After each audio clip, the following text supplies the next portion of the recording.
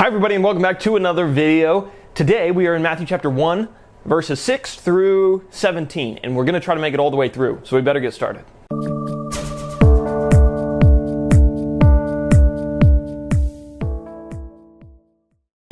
Welcome back, and today let me give you a very brief overview of what we've been through already in Matthew, and then we'll move on to the next verses. So take a look at the text with me.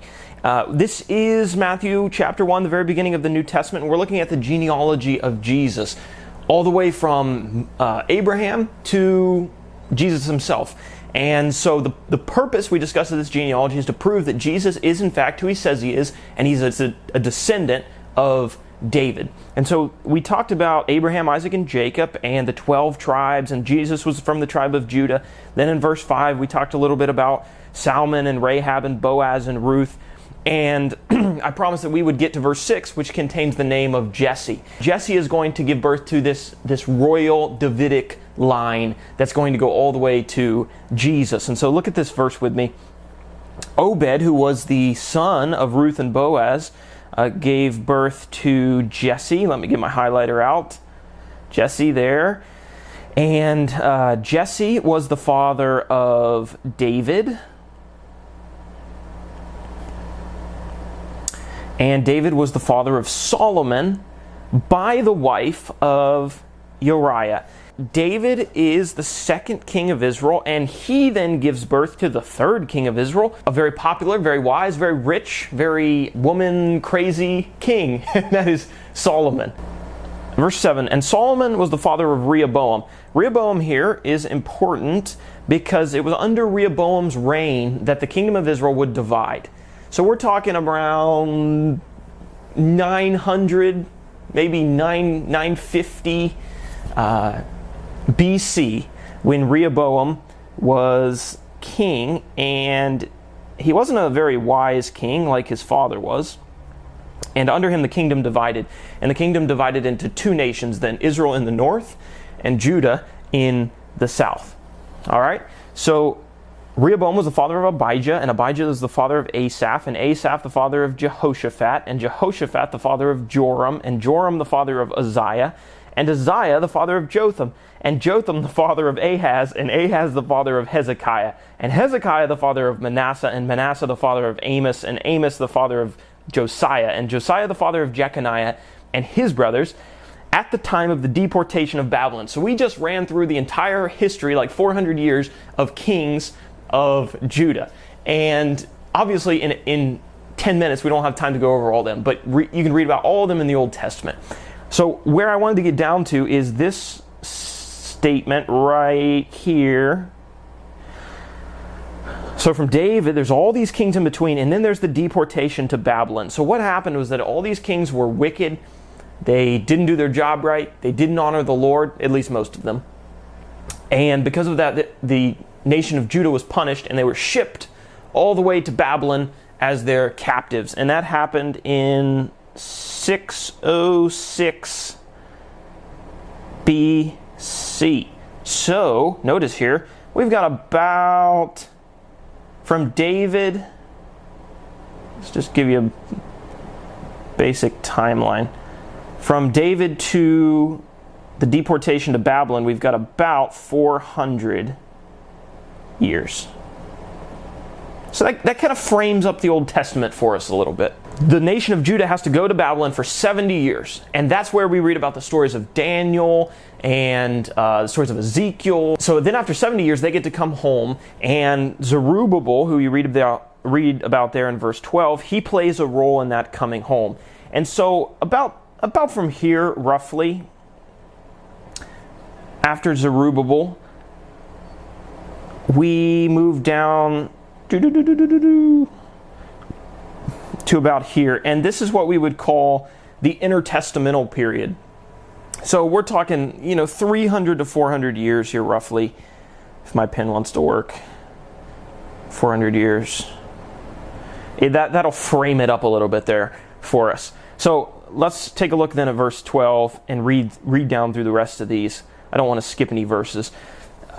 Verse 12, and after the deportation to Babylon, Jeconiah was the father of Shealtiel, and Shealtiel was the father of Zerubbabel, and Zerubbabel was the father of Abiad, and Abiad was the father of Eliakim, and Eliakim was the father of Azor, and Azor was the father of Zadok, and Zadok was the father of Achim, and Achim was the father of Eliud, and Eliud was the father of Eleazar, and Eleazar was the father of Mattan, and Mattan was the father of Jacob, and Jacob was the father of somebody very important to our story, Joseph.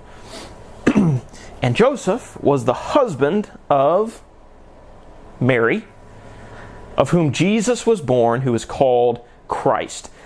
Now, an important thing to point out, well, let's read verse 17. So all the generations from Abraham to David were 14 generations, and from David to the deportation to Babylon, 14 generations, and from the deportation to Babylon to the Christ were 14 generations. Now I want to notice something here. Christ, this name, it is not Jesus' last name. I know a lot of people use it that way. But this means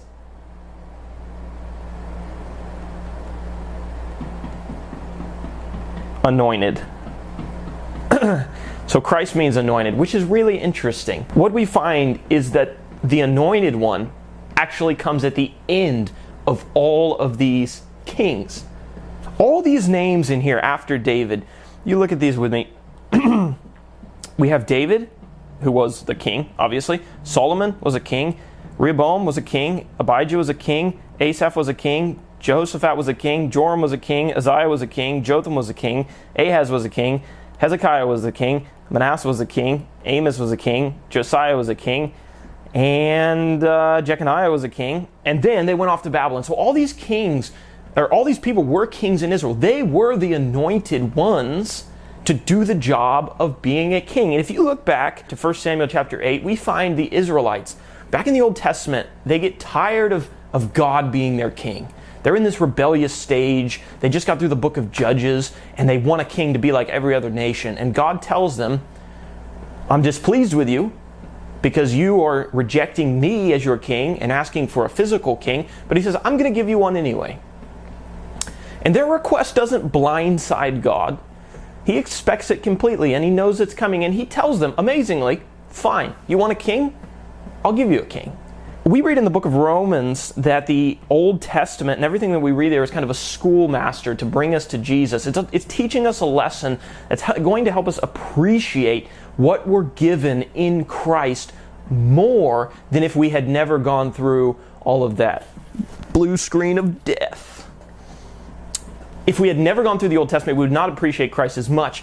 And this is the evidence. The evidence is that we went through all of these kings, and none of them could do the job right.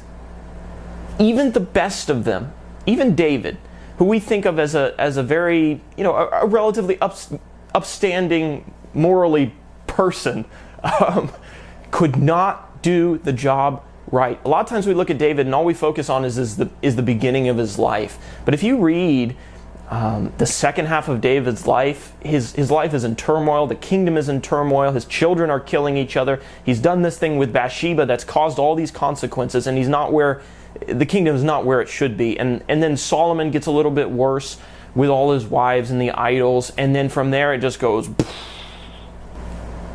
And God eventually deports them to Babylon, and they never come back to the full glory of the days when God was their ruler, when he was leading them out of Egypt, when he was blessing them with the promised land, and he was helping them to grow. So the point here is you've got all these kings, and none of them could do the job. And then at the end of it all, finally, you get to God's anointed king.